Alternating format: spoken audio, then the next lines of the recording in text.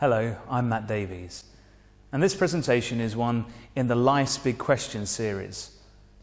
And in this presentation, we want to look at some accurate, long-term prophecies. This is part of investigating the overall question, is the Bible a message from a God I can't see? We want to show you that the Bible predicts the long-term future of several nations and cities. Now, this makes it unique amongst religious texts. And the very fact that the Bible does this, and does it so accurately, is evidence that it is from a power far greater than ourselves.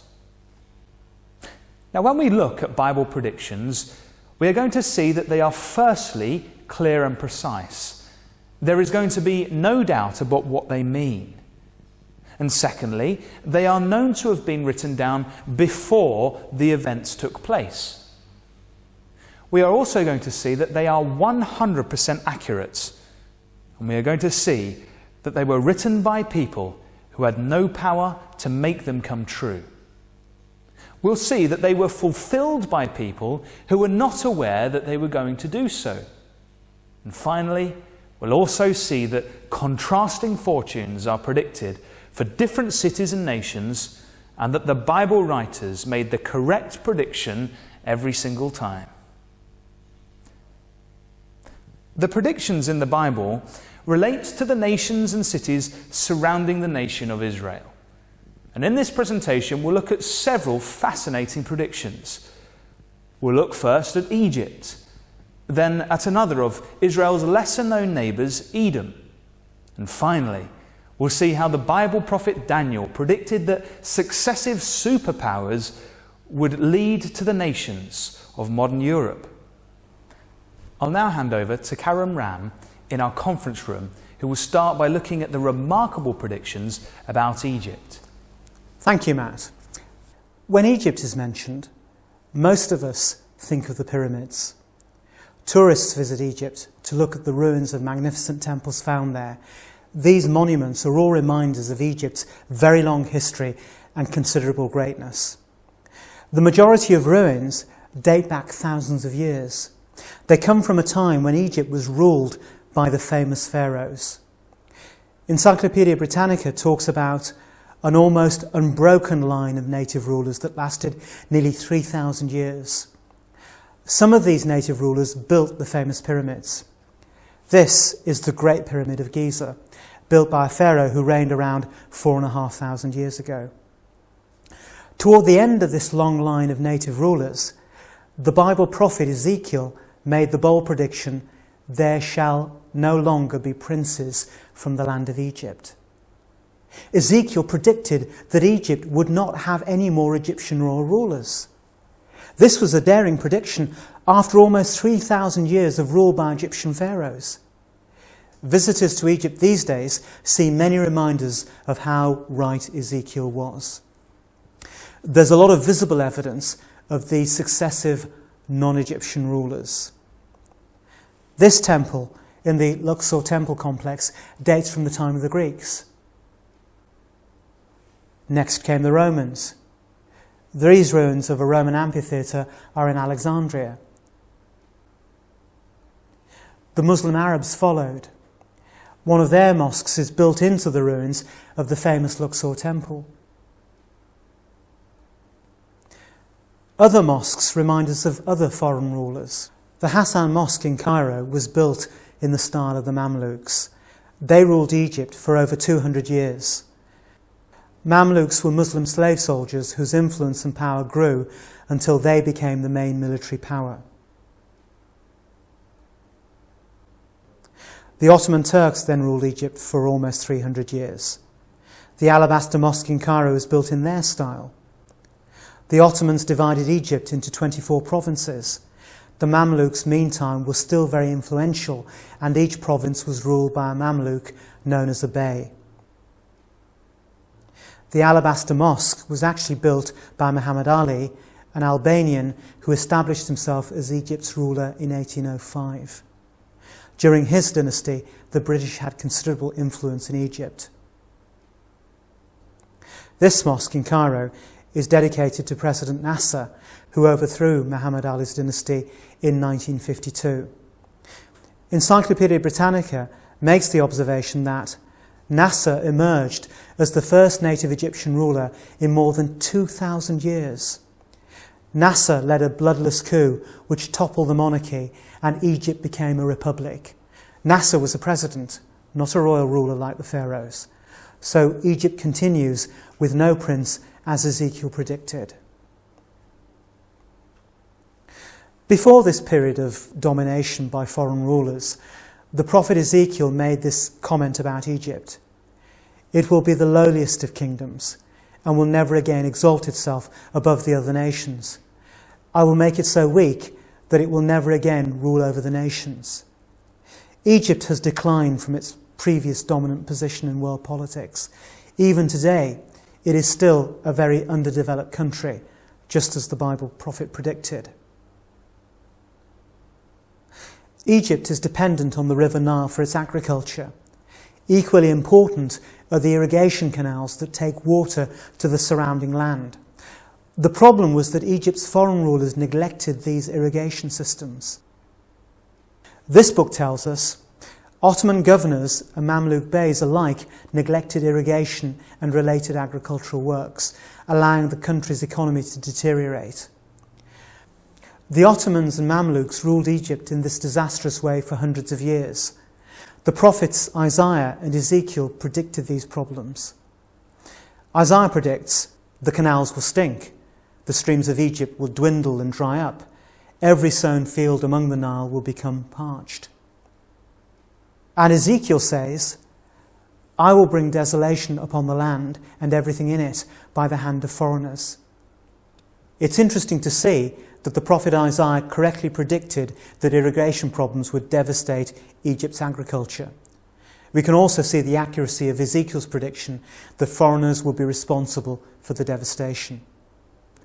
Another interesting prediction made by Ezekiel is that God will sell the land to evil men.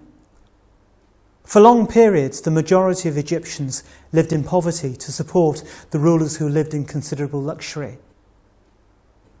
Jason Thompson, in his book A History of Egypt, talks about the exploitation by the Ptolemies, the Greek royal family who ruled Egypt after Alexander the Great conquered Egypt in 332 BC.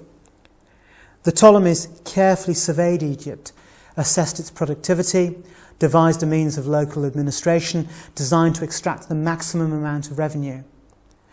The population of Ptolemaic Egypt consisted of a comparatively small number of relatively privileged Greeks superimposed onto the great masses of native Egyptians, most of whom lived around subsistence level, but whose back-breaking labour supported Ptolemaic society. A later example is that of Sultan Hassan, who ruled Egypt in the mid-14th century. He showed he had no feelings for the Egyptian people by building this magnificent mosque just after people had died in vast numbers from the Black Death plague which struck in 1347. He financed the building from death duties and by confiscating the estates of people who died without heirs. He spared no expense, making the mosque as grandiose as he could. This is just one more case of the rulers treating the Egyptians badly. Even though Egypt is now ruled by Egyptians, the same problem still persists. The contrast between rich and poor in Egypt is very obvious to anyone visiting the country today. Some areas of Cairo are very modern and have very comfortable hotels for the tourists. The vast majority of people live in very poor housing. They eke out a peasant-like existence working the land. Modern roads are used by both modern and ancient forms of transport. We can see that Ezekiel's prediction that Egypt will be treated badly by its rulers has been fulfilled all down history and is still true today. There's another remarkable prophecy about the Egyptians made by the prophet Ezekiel. This is what the Lord says, their cities will lie among ruined cities. No words can be more appropriate to Egypt. There are countless ruins between the modern cities. Most of Egypt's tourism comes from people wanting to visit the remains of ancient cities. The modern city of Luxor is near to the spectacular ruins of ancient Luxor, Karnak and Thebes. The question, where can I find ruins in Egypt, has been asked on the website answers.com. The reply given started, there are ruins almost everywhere. Satellites are now being used to find more ruins. Archaeologists believe they have unearthed only a small fraction of Egypt's ancient ruins. Yet again we can see the accuracy of Bible predictions. Egyptian cities are surrounded by ruins of earlier cities. So to summarise, we've seen that the Bible prophets predicted that Egypt would be ruled by foreigners. These foreign rulers would treat the Egyptians very badly. The prophets predicted that Egypt would continue, but not as a big player in world politics. They also predicted that it would have major irrigation problems and be devastated by foreign rulers. Finally, we saw that Egypt would be a land of ruins. Now let's think about the Egyptian city of Thebes. The site of this ancient Egyptian city is about 800 kilometres south of the Mediterranean, on the eastern bank of the River Nile. At one time, it was the capital city of Egypt. The area has been called the world's greatest open-air museum. Thousands of international tourists come each year to visit its temple ruins.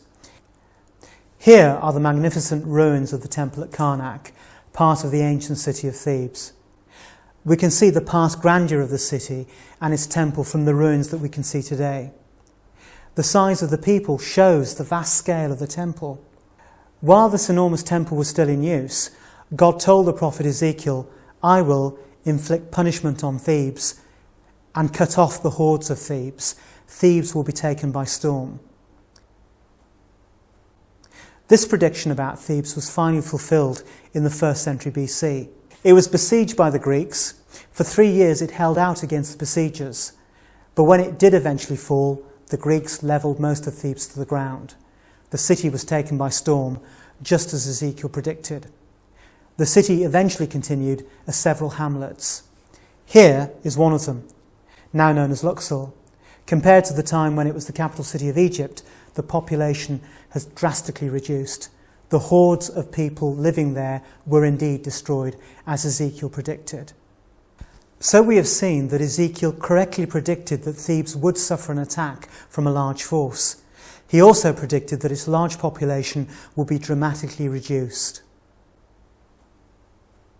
We'll now look at the ancient city of Memphis. Like Thebes, Memphis is on the River Nile, but it's considerably closer to the Mediterranean Sea. Memphis remained an important city until the Muslims conquered Egypt. It was then largely abandoned and became a source of stone for the surrounding settlements. There are 2 interesting Bible predictions about Memphis. Memphis will be laid waste and lie in ruins without inhabitant. Here we see how literally this has been fulfilled. The site of Memphis is now marked by an open-air museum. The second prediction is even more detailed. This is what the Sovereign Lord says, I will destroy the idols and put an end to the images in Memphis. This detailed prediction was absolutely right about the destruction of the city, including its temples. As we've seen, there are grand temple ruins in many other places in Egypt, but not in Memphis. Egypt isn't the only nation that the Bible prophets mention. There are some interesting prophecies relating to other nations.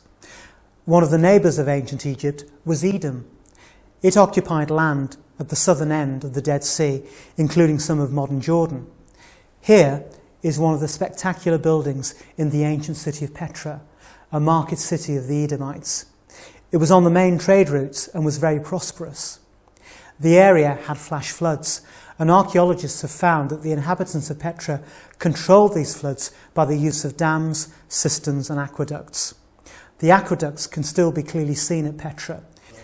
These innovations meant that water could be stored ready for prolonged periods of drought. It enabled the city to prosper in what was a desert area. This meant that it was a welcome oasis on the main commercial routes which passed through. In 106 AD, the Romans took control of Petra, which continued to prosper under Roman rule for a time. But as new trade routes opened up, activity at Petra declined. In 363 AD, a very destructive earthquake hit the area, damaging the vital water distribution system. This earthquake seems to have hastened Petra's end as an important centre of trade. Eventually the city, along with Edom itself, declined and became desolate. This is just as Ezekiel predicted. I will make Mount Seir a desolate waste and cut off from it all who come and go. The prophet Ezekiel refers to Edom as Mount Seir because that's the area where the Edomites lived. When Petra ceased to be an oasis and the trade routes changed, it was very true that those who come and go were cut off. So we've seen that the Bible correctly predicted that the land of the Edomites would become desolate and the decline would be caused by the disappearance of passing traders. That ends our brief look at just a few of the many detailed predictions about Middle East nations. I will now hand you back to Matt, who will look at fascinating predictions about the superpowers that led to the nations of modern Europe. Thank you, Karen. Most of us are aware of the idea of superpowers. They are countries that exert a significant influence over other nations in the world, like America does today. Now, Babylon was such a superpower in its day.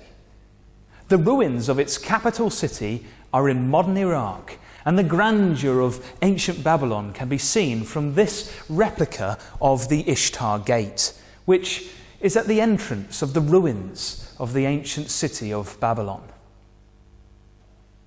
Now, the Jewish prophet Daniel lived under the influence of superpower Babylon. He recorded a dream which the king of Babylon had.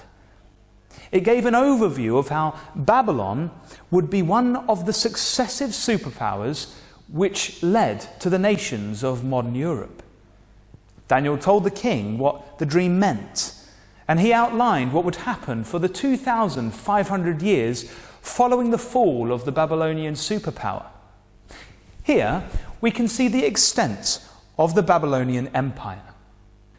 The prophet Daniel told the king of Babylon, "After you, another kingdom will rise. Next, a third kingdom will rule. Finally, there will be a fourth kingdom."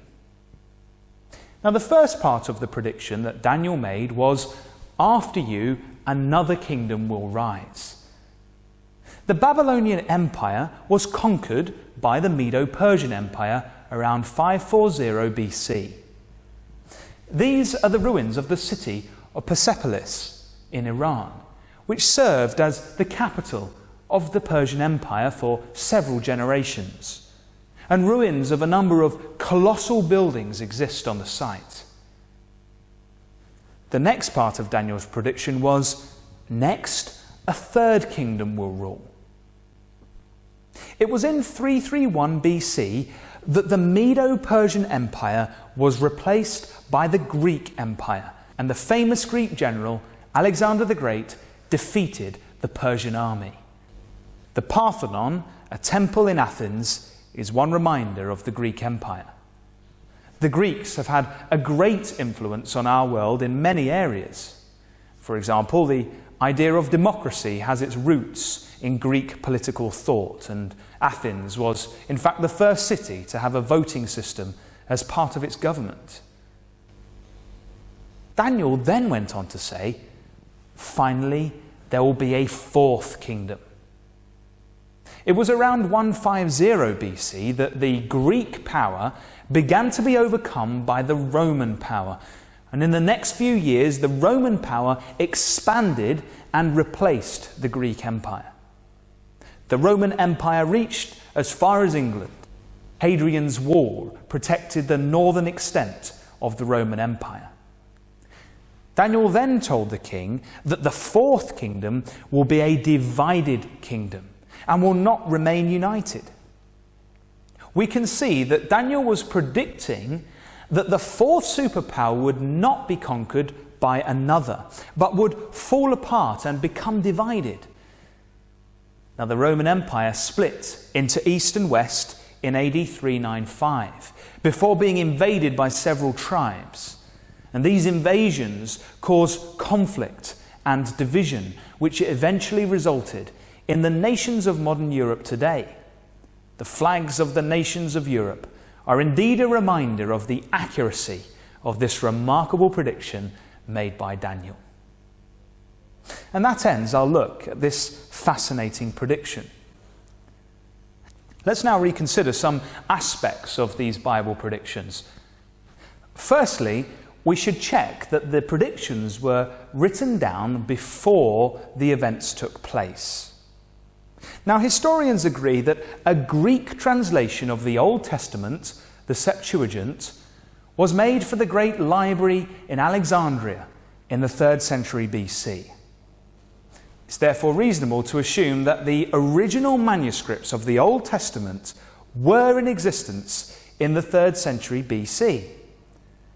Now, most of the predictions that we've been looking at were fulfilled after this time, so they must have been fulfilled after they were written down. Secondly, we can see that the majority of the predictions were fulfilled many years, centuries even, after the Bible prophets died. So they themselves had no influence in making the predictions come true. Thirdly, it's unlikely that the people involved in fulfilling the predictions were aware of them. So the predictions were fulfilled by people who had no idea that they were actually doing so. Now, these three amazing aspects make the Bible predictions unique among religious texts. Let's now think about the implications of these remarkable prophecies. We began by looking at the nation of Egypt, and we saw that the Bible prophets predicted that Egypt would be ruled by foreigners who would treat the Egyptians as slaves. The prophets predicted that Egypt would continue, but not be a great big player in world politics.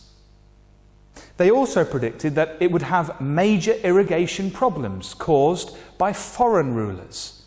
And finally, we saw that Egypt would be a land of ruins. Now, how did the prophets know that Egypt was about to have a long period of foreign rulers, despite having just had a long period of Egyptian rulers? How did the prophets know that some of those rulers would treat the country so badly with such disastrous results? Many countries have been conquered by harsh powers, but Egypt has had far more than its fair share, and for long periods. How did the prophets know that the country would have so many ruins? Again, many countries have ruins, but Egypt has far more than its fair share. We then looked at what the Bible prophets said about those two ancient cities of Thebes and Memphis. And we've seen that Thebes would have a violent siege and its large population would be drastically reduced. And by contrast, Memphis would be a total ruin without any population, and there would be no temple remains. Again, we could ask, how did the Bible prophets know which prediction to attach to which city? If the predictions had been reversed, they would have been totally wrong. We've also seen how the Bible predicted contrasting fortunes for Egypt and Edom. Egypt would continue as a weak power, but Edom would decline due to the disappearance of passing traders. Again, if these predictions had been reversed, they would have been totally wrong. In the second part of this presentation, we saw that the Old Testament prophet Daniel predicted that there would be 4 consecutive superpowers, starting with Babylon. These successive superpowers would each overthrow the previous one. And he predicted that the 4th superpower, which was in fact Rome, was not to be conquered by another. Its empire would fragment and become many nations. Now, we've seen that this resulted in the many nations of modern Europe. Now, we could ask, how did Daniel know that there would be 4 consecutive superpowers? Why not 3 or 5 or 7? And how did he know that the fourth would not be followed by a fifth? Furthermore, how did he know that the fourth superpower would fragment? It could have just declined in the same way that Egypt did, for example. Now, in each case, we see the Bible prophets choosing the correct prediction for each situation. Now, politicians would like to know what is going to happen in the world next week, but the Bible prophets made accurate predictions about events hundreds of years ahead of their time. One or two correct predictions could be lucky guesses, but the Bible appears to be getting it right every time. We have only looked as well at one or two predictions in the Bible, and there are many, many more, all equally accurate. And this would seem to imply that there is more than chance and lucky guesses involved. Now, we hope you are beginning to think that there is something special about this book, the Bible. You can find out more information about why the Bible is so special on the Life's Big Questions website, lifesbigquestions.org. We hope you'll want to look at the evidence in more detail. We also hope you will want to find out more about the message of the Bible and its relevance to you and your future. Thank you for listening.